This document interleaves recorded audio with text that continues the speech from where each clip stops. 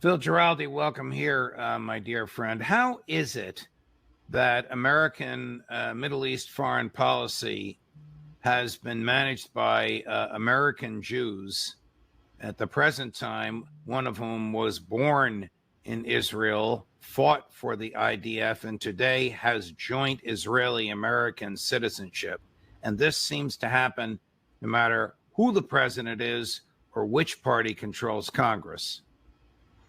Well, this has been particularly evident ever since 9/11.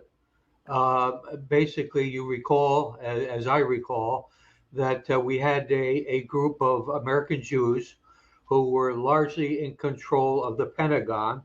I'm talking about Wolfowitz. I'm talking about Feith, and also in the Vice President's office, Scooter Libby, and they basically did everything they could to start a war with Iraq.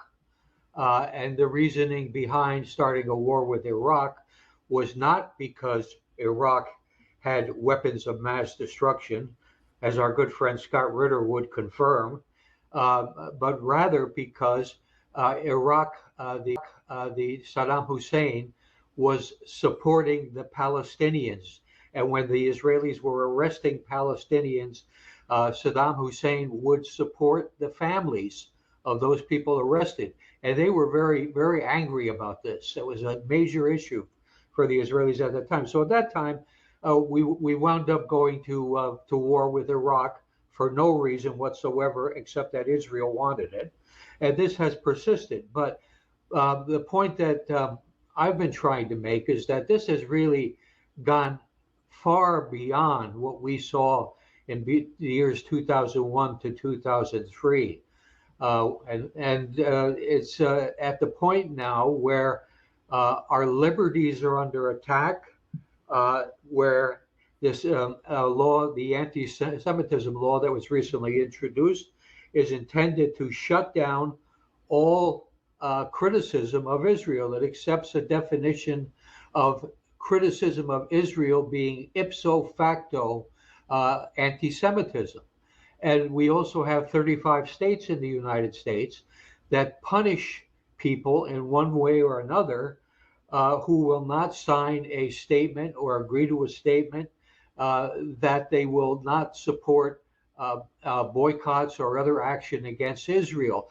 So in other words, states are stepping in to deny American citizens and citizens of those states benefits, jobs, and this is all going on. This has accelerated the process of Israel and Israel's partisans in the government running the show.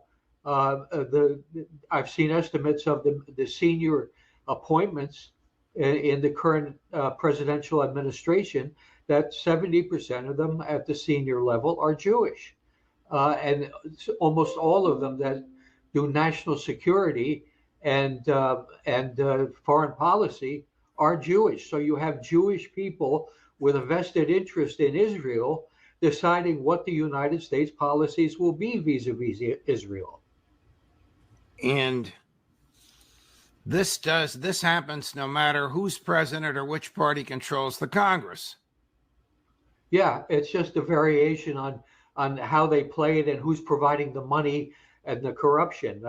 With Donald Trump, of course, it was Sheldon Adelson, and now his wife Miriam, who's offering, according to news reports, has offered Donald Trump $100 million in a campaign contribution.